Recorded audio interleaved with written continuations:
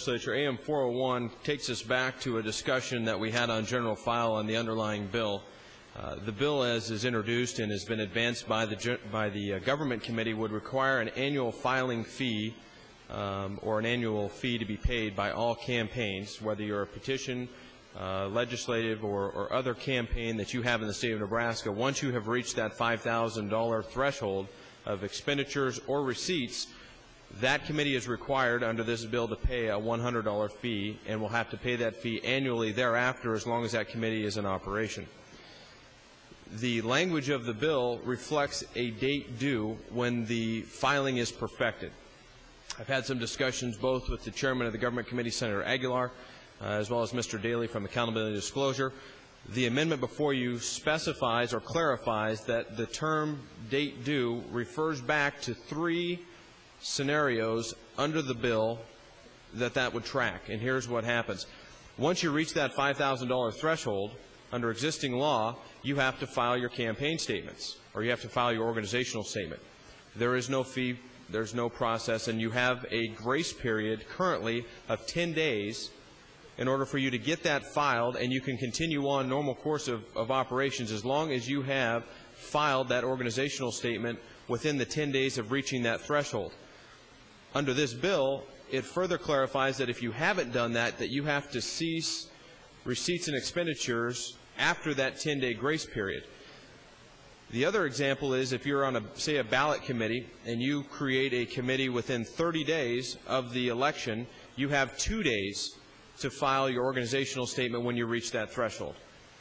And that is also one of the provisions that's referred to in my amendment. And then the third option would be if you are an annual filing campaign, there is a date that you have to meet with your filing fee in order to be able to maintain the operations of your campaign throughout that course of a year. My amendment simply clarifies that when we say the word date due, that we refer back to those 3 examples, and in the event that you're a new campaign and you reach that $5,000 threshold, that cease and desist provision, that's not what it's actually called, but that's how I think about it, where it says you cannot expend or receive dollars until you have perfected that, that grace period of that 10 days applies to that time frame as well. So this is simply trying to clarify how the bill would be administered. It's my understanding that that's the intent of the underlying bill from visiting with Mr. Daly and with the committee and their staff. And so Amendment 401 simply clarifies that when we refer to the date in the section of law that we're amending, that it's either the 10-day grace period that you would have ordinarily if you were a new campaign and you'd reach 5,000. If you're within the 30 days of an election, the 2-day grace period that you would have would also follow, that you would be able to continue your operations. And finally, you would have the other reference, which would be the 3rd date of the annual statement that you would have to meet in order to comply with the new provisions of the law. And with that, Mr. President, I would yield any time to Senator Aguilar if he would need to update the body on the status of the bill or to correct anything that I may have stated that was inaccurate. Thank you, Mr. President. It allows this money allows for funding of this agency in another manner other than general fund dollars. So we'll be saving some general fund dollars.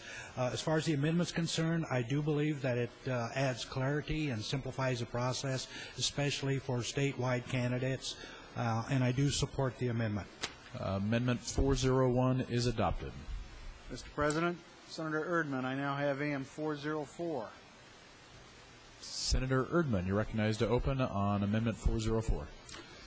Mr. President, members of the legislature, that last amendment was a spoonful of sugar, and this is a little bit more medicine, and we've tried to work out somewhat of an agreement, and I think we're there. This amendment, I think, clarifies for most of the people.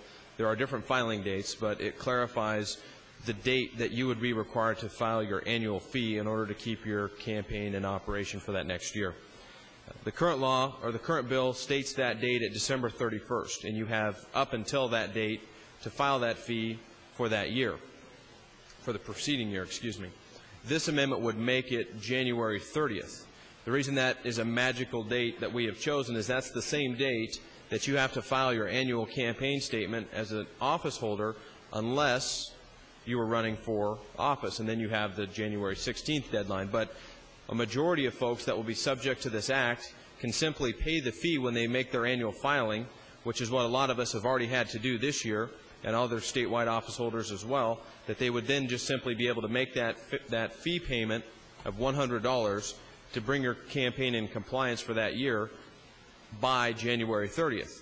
It's not a calendar year provision either. It's a year, so it would be from January 30th to January 30th, and so it's simply designed to try to make it easier for a majority, in my humble opinion, of those that would be subject to this new provision, that you would simply allow the $100 fee to be paid at the same time that you're required to make your annual campaign statement.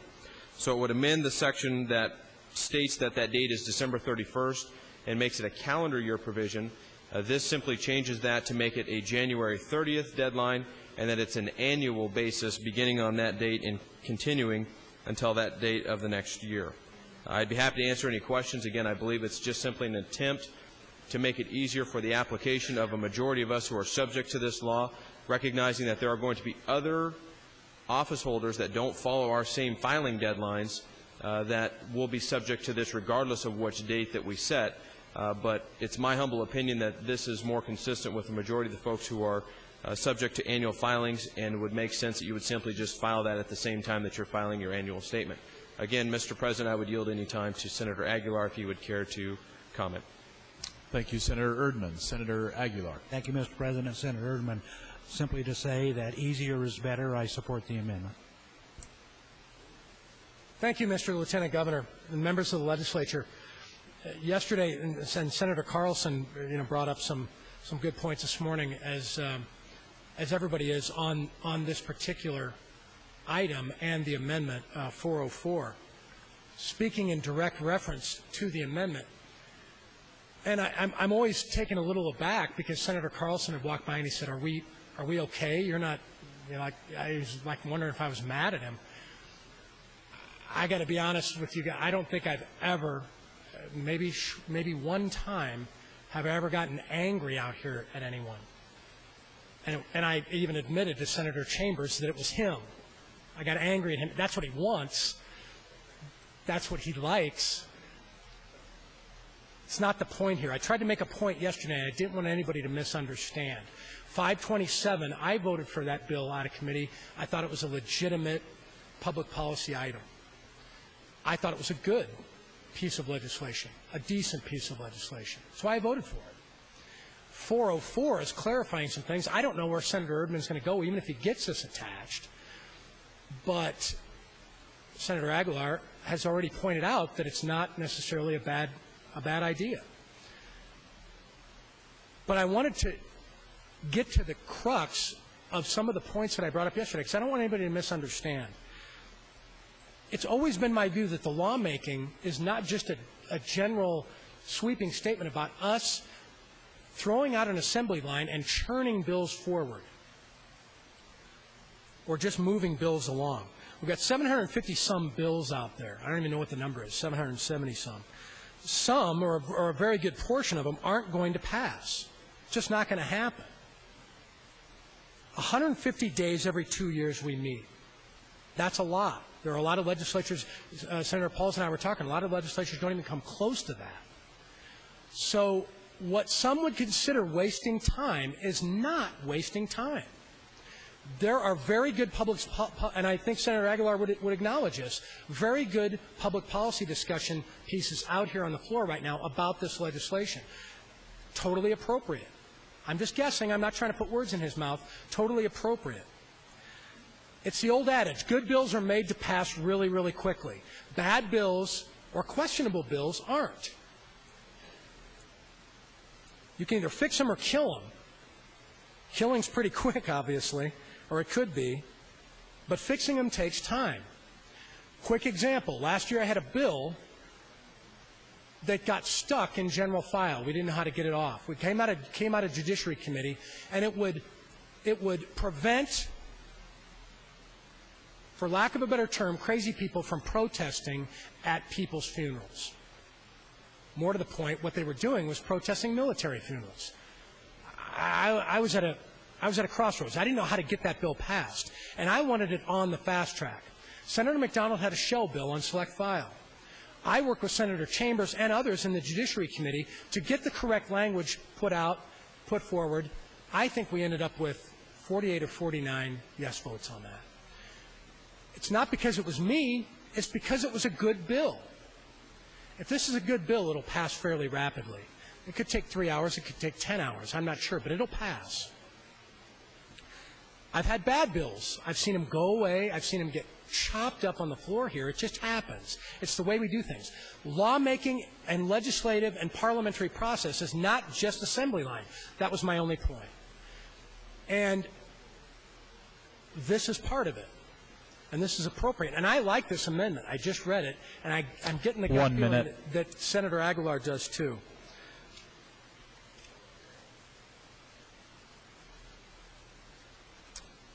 We'll pick priorities soon.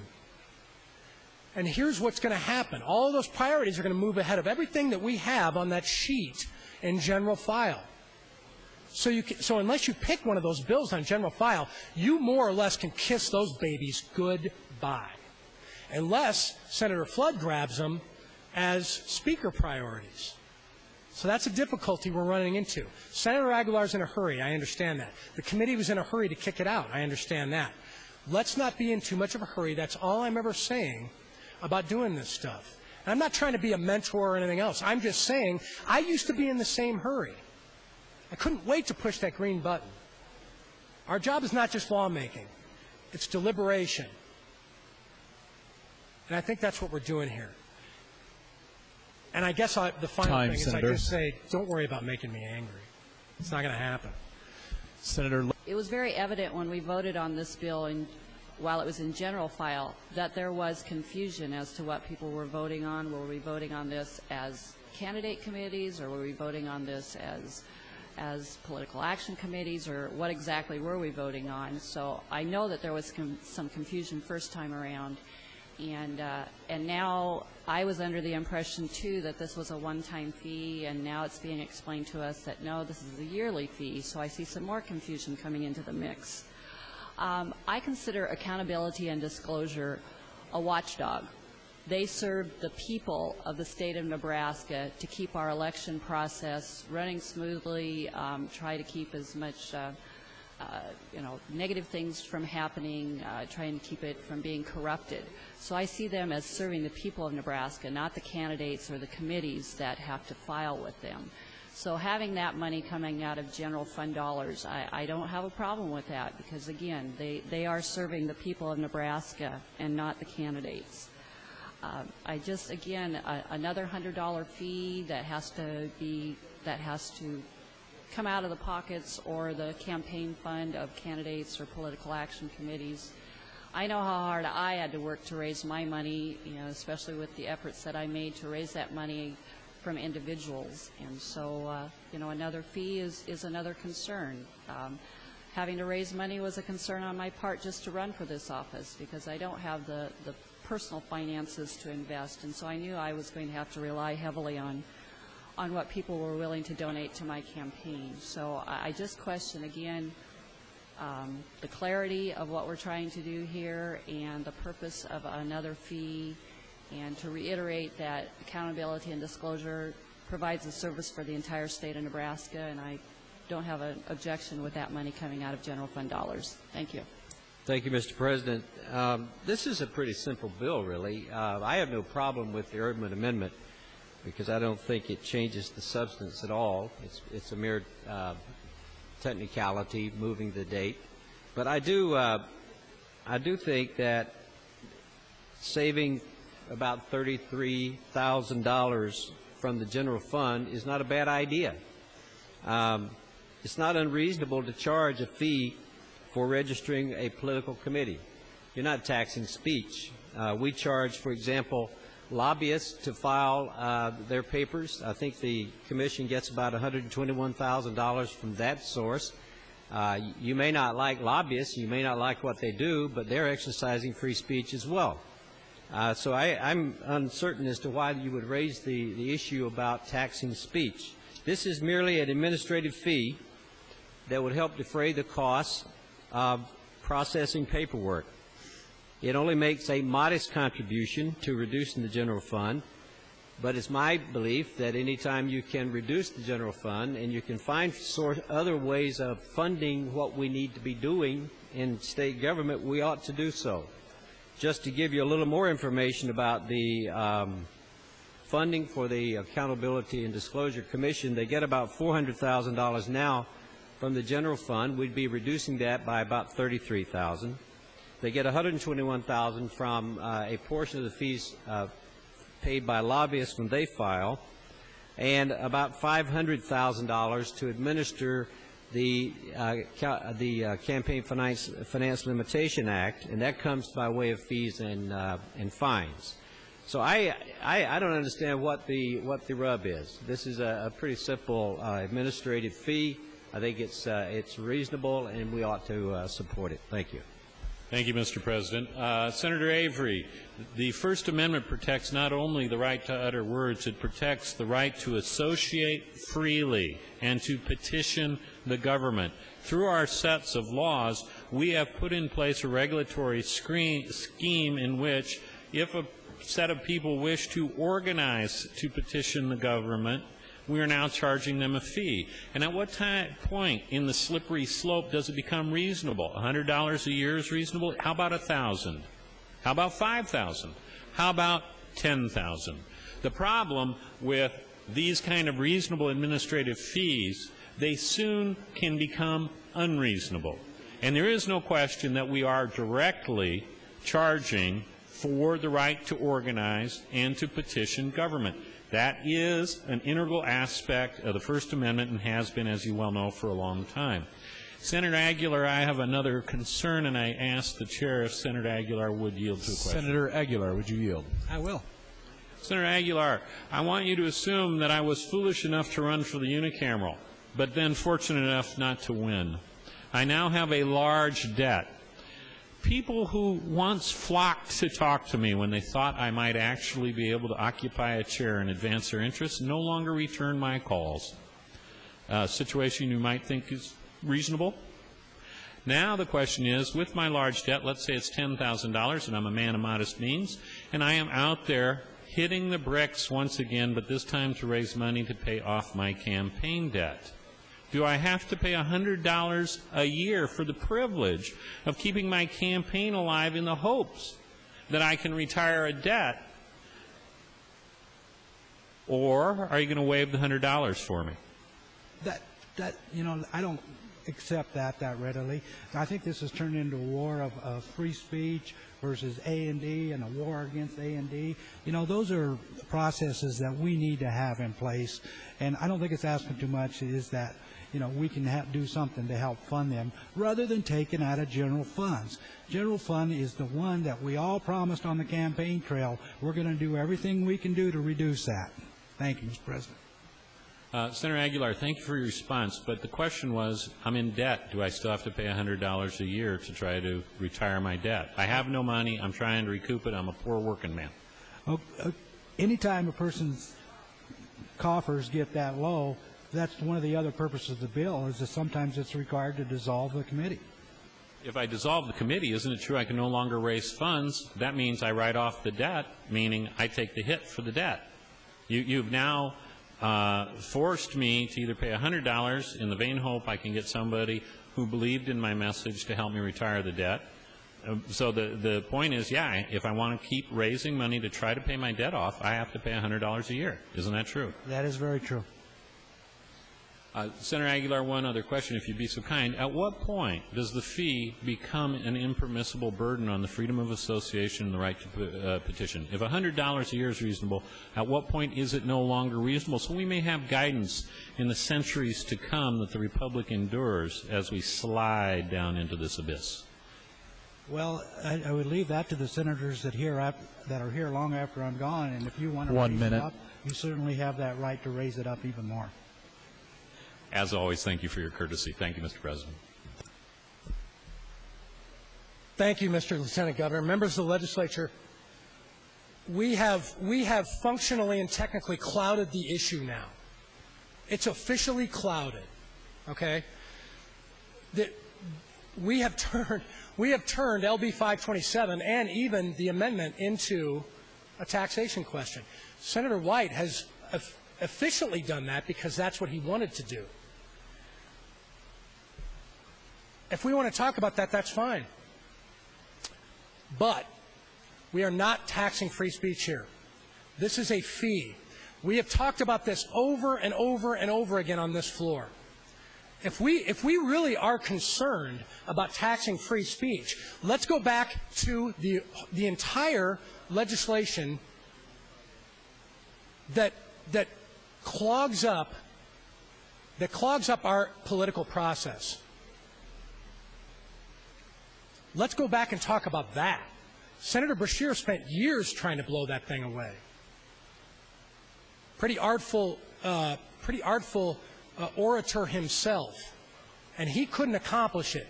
So we've laid out public policy that already limits our free speech as politicians in this state. If we want to deal with that, let's go back and deal with it in the appropriate way. 527, that is an intriguing argument, somewhat responsible, but it clouds the issue. You want to talk about taxation? Let's go back and talk about Alexander Hamilton. Let's talk about our founders for a second, how they ran screaming from King George. Do you know what Alexander Hamilton did when he became the Secretary of Treasury? He tried to figure out how he could tax the people of the central government in order to develop a treasury in the central government. And he said, how am I going to be able to hit people with a tax here that they're going to like? The people of Virginia, the agrarians, the people of New York, his people in New York. You know what he did? He went for the sin tax. He said, let's go after the alcohol. We've been talking about that for years. Is this the right way to do it? Hamilton's the one that invented it. And what we're doing now is talking about what's fair and what's not fair in order to tax people. Way off the subject. Way off the subject. Artfully done, but way off the subject matter. 527 deals with a fee. There are functional differences between a fee and a tax in this state. We can say that there isn't, and we can scream from the top of our lungs that a fee is a tax. You don't have any choice. You have to pay this fee. Yeah, but not here. And we have a law that lays out an umbrella of how you're going to operate in the political environment. All this does, even with the Erdman Amendment, is it tries to add some clarity to that big umbrella law. If we want to go back, I would reiterate one more time, and really attack the freedom of speech issue, let's attack it where it should be. And then let's go back to get Kermit Beshear, press his face up against the window out there to help us get rid of a law that is functionally flawed. That's what we need to address. This is nibbling around the edges. This isn't going to do it. Let's talk about the subject matter, and let's talk about what this fee does. Flat out, right now. Thank you, Mr. Lieutenant Governor. Actually, Senator, I would not ever tax any activity. Mr. Chambers framed it very well when he talked about how important this is to the process, and I appreciate everybody getting involved.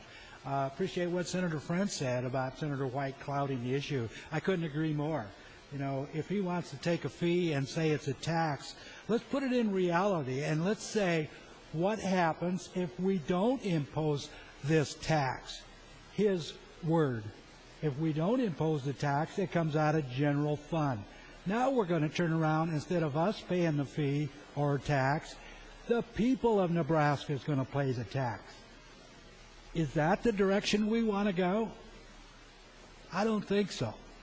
I don't think so. I think this is a reasonable fee, and we quite honestly should think seriously about approving it. Senator Chambers, would you like any more time? I have a question for Senator White. Senator White, would you yield? Yes, sir. You made the argument that this is an infringement on free speech, or you're taxing free speech. Do you consider the activities of lobbyists in representing their clients to be an exercise of free speech? Yes, but with a difference. That is largely engaged in for profit, while a person running for this office is manifestly not doing it for the money. Were you aware that we have two categories of lobbyists, the compensated lobbyists and the uncompensated? I am, and I am aware of that, Senator. And uncompensated lobbyists would not be in it for profit? Pardon me, I didn't hear the end of that. The uncompensated lobbyists do not do it for profit? Well, certainly not directly from their clients. Thank you. Mr. President, we now charge $200 per client per year for compensated lobbyists. They are engaging in free speech as well. We also require non-compensated lobbyists, that is the citizen lobbyist, $15 per client per year. So I don't get the argument that Senator White is making here. If you're going to have a principle that you don't tax speech, and he considers this a tax on speech, then we should remove all of these fees that we charge. All of them. Thank you. Thank you, Senator Avery. Senator White, followed by Senator Schimmick. Senator White, this is your third time. Thank you, Mr. President. Senator Avery, was that a motion? I will second. Well, if you want to know the truth, absolutely, I'd get rid of all these fees. Absolutely, I would. And the closer we get to the center of what makes us a democracy, the more circumspect we should be. Those who lobby are very close to it, but they are not on the same level as those who run for office, put themselves in the arena, participate in the public debate. That is the heartbeat of democracy. That's it. That's the center of it. This directly taxes people who wish to so participate in it. If this is not the safe harbor, there is none. And no one, Senator Avery, has been able, to my knowledge, tell me what is a reasonable fee that does not inhibit debate, and where does that stop? Perhaps Senator Avery, Mr. President, will yield to a question. Senator Avery, would you yield? Yes, I was playing somewhere else. Senator Avery, what is an amount of money, the lowest amount of money, that in your vision would constitute an unacceptable burden on those who would run for office or organize to support that person or organize to support the passage of an idea into law? What amount of money? When do we cross over into forbidden territory? Please. I have already said the $100 fee is reasonable. Well, is and I abide by that. Is $200 reasonable? For what? For these committees, yes. It might be at some point.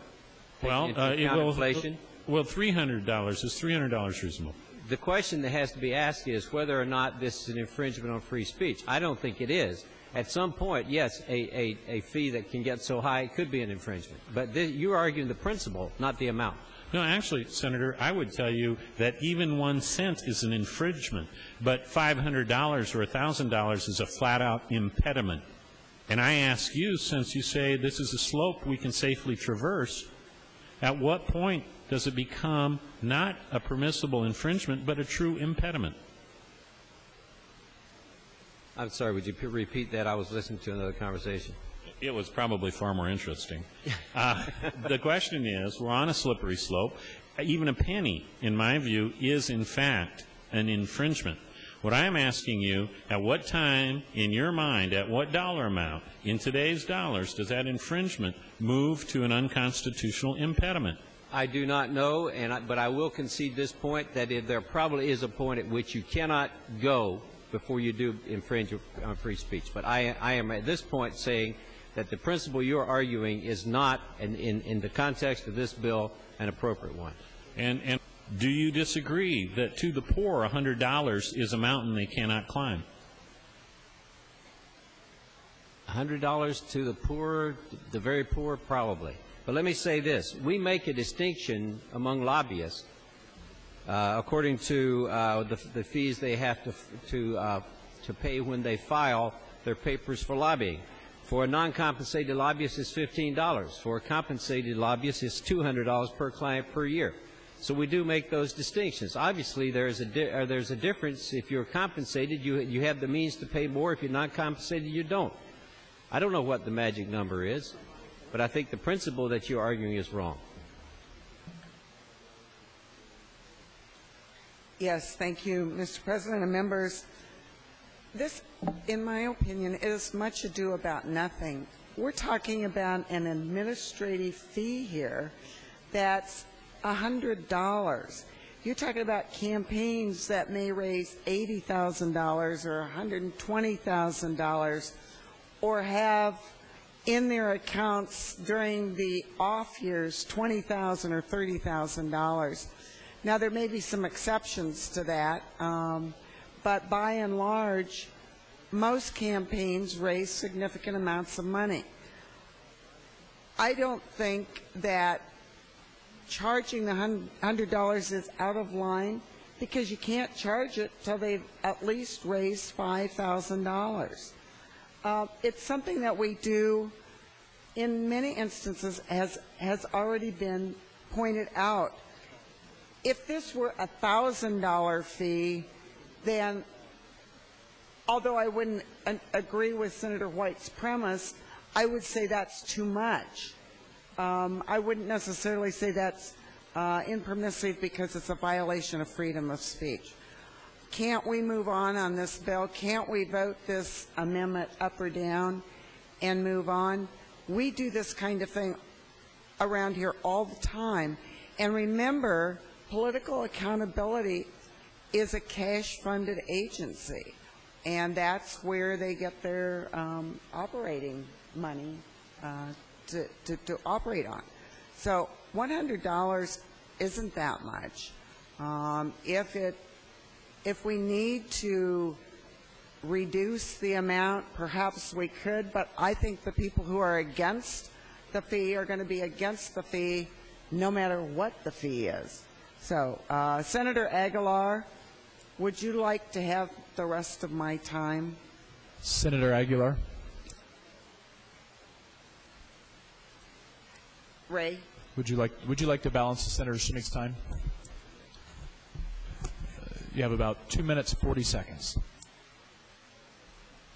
Thank you, Mr. President. Thank you, Senator Shimmick. I appreciate that. As you can probably tell, we're still in negotiation process here, and it's Senator Nelson has an amendment up that makes it a one-time fee of $100. Senator White, Senator Lathrop seem to be supportive of that concept. I would plan on myself offering an amendment that say to change the $100 to $50 so that it's ongoing, so it's sustaining funding of A&D. I think that's more important at this point in time.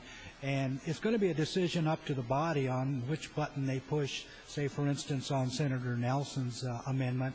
If that's the best thing that you think is for us, that's fine, you know, and I'll go with that. But if not, keep in mind that I'm willing to drop my figures on the next amendment to $50 if Senator Nelson's happens to fail, which I would ask you to vote red on, by the way. You know, the biggest point I could make that, you know, if you want to call this a tax, call it a tax. But if we don't pay it, then the people of Nebraska does. So that, I mean, that's what we're asking the people, to step up to the plate, and you pay for our fees. Thank you, Mr. President. Thank you, Senator Shimmick. If there may be a champion of free speech in here, I would hope that amongst you I could raise my hand and say that I am a champion of free speech. Hence, I understand the argument that Senator White and Senator Lathrop are making about free speech. However, interestingly enough, it was those two senators who reminded me in a discussion we were having on another bill a few weeks ago that there is a limit to free speech. And the limit to free speech, one of those limits, is something called compelling interest, compelling community interest. I don't think that the argument today on this bill or the amendment is about dollars. I don't think it's about when you pay those dollars or if you do. I think it's about the integrity of our election system. Otherwise, why even have an accountability and disclosure commission? Do away with it. But you know we have it, and we should have it, and the voters want us to have it. And I think we have a compelling interest to have that organization and to sustain it. And whether it's $100 or $150 or $50, the purpose for that organization is the integrity of our election system. It's not cash funds, it's not appropriations. And I don't think that it denies free speech. Thank you, Mr. President. Sure. I had mentioned earlier when I spoke to this issue, we have officially, functionally clouded the subject matter. It's still clouded, but I'm going to try to shed a little bit of light on it and move away from this freedom of speech fallacy that we're discussing here. Okay? And it is a fallacy. Give me back the $120 I had to spend to get this job. Right out of the gate. That's a filing fee. Where in the world did freedom of speech come into it for me? Look, I'm a freedom of speech guy. I'll line up with Senator White, behind him, in front of him, wherever he wants me on that issue. I'll be with him. But the fact of the matter is, Senator Erdman and all the folks that are promoting the demise of LB 527 are flat out wrong. This is administrative in nature. The Accountability and Disclosure Committee, let's ask ourselves a question. What happens when we term out and we have all of these committees assembled? Do you think the duty of accountability and disclosure just goes away? They have to alert. There are administrative functions and things that they have to do for those committees. I'll tell you what will make me close that committee account is if I realize after I can't run for the legislature anymore that I have to close that account, or else I'm going to get charged $100 a year for it. That will make me more responsible as a candidate and take the freedom of speech issue and set it aside unless you'd like to go in here and amend this thing and give me my $120 back, because I think I got ripped off. Look, here's where we're at right now. We can continue to cloud this issue, and we can continue to follow Senator Erdman, Senator White, and everybody else. That's great. I followed them before. I'll probably follow them again. But I'm telling you, this issue is officially, and Senator Nelson's amendment took it over the edge. It's officially, functionally flawed now, this discussion. And what I would say is this. If we don't want 527, if we don't want that number out there, forget Senator Nelson's amendment. Let's just bag the bill. Let's kill it. As a matter of fact, I'm surprised I haven't seen a bracket motion yet. Do it. Throw it up there. See if it succeeds. I don't know how much more has to be established by Senator Aguilar to identify the idea that this isn't a freedom of speech issue. Because like I said, if you put the great Kermit Brashear back in here, he's going to go, oh, you know what, that's cute, guys. That's really funny. That's neat. I like that. That's hilarious. But you're not getting at the core of the issue. And quite honestly, this is not the tool. We've talked about this before. This is not the tool or the area where we deal with that issue and that subject matter. Talk to Frank Daly. Talk to the folks that have to administer these things year after year after year. We're all going to be gone soon. Either 2 years, 4 years, 8 years. Who's going to manage all of that paperwork? Who's going to do that? Here's what happens. This transfers. Here's what this bill does. Right now it's coming out of general fund. If we don't cash fund this, guess where all of those dead committees that are sitting out there, guess where that money's coming from? It's coming from general fund. Now, granted, it's only about $30,000 or $40,000, but that's general fund money. Go explain that to your constituents. Thank you, Mr. President. Thank you, Senator Friend. I don't see him. But my good friend, Senator Friend, is speaking for myself and former Senator Brashear and others.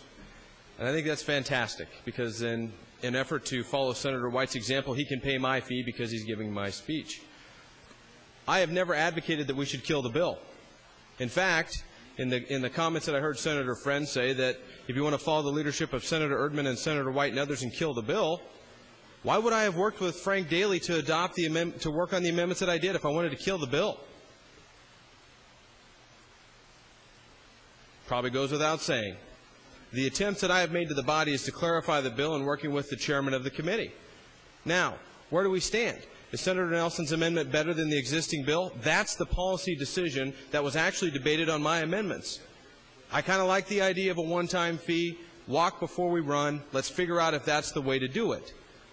So I have never stood on the floor, and in fact, Senator Friend's right. If I wanted to kill the bill, I wouldn't have offered amendments to fix it. I would have filed a motion to bracket or a motion to recommit, the other things that I started to do and then withdrew.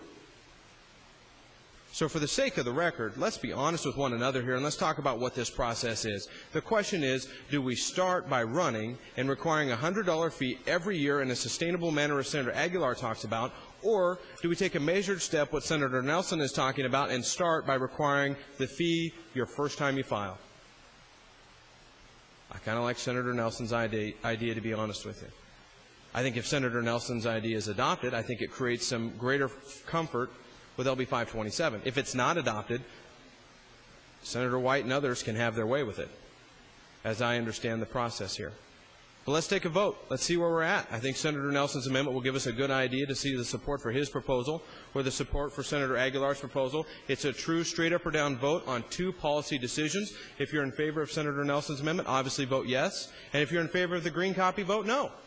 We'll get a sense of where the body is. It'll be a service to Senator Aguilar and the rest of us. And we're all capable of defending ourselves and giving our own positions without having others do it for us. And I appreciate the opportunity to do that free of charge. Thank you, Mr. President. Senator Chambers has raised an interesting question. He says, for a good cause shown, we can waive this fee. And he mentioned we'll have to look at what they organize their purposes for. Now we have clearly jumped off the cliff, Senator Chambers. We are now going to judge the quality and the content of the speech to see if we charge for it. Now we have crossed the line into the dictatorship of we will make those who we dislike pay, but those who we like won't have to pay. And that's what happens when you get on slippery slopes. You slide downhill. Thank you. Senator Christensen. Senator Christensen voting yes on the amendment. Thank you, Mr. Clerk. Floor Amendment 29 is adopted.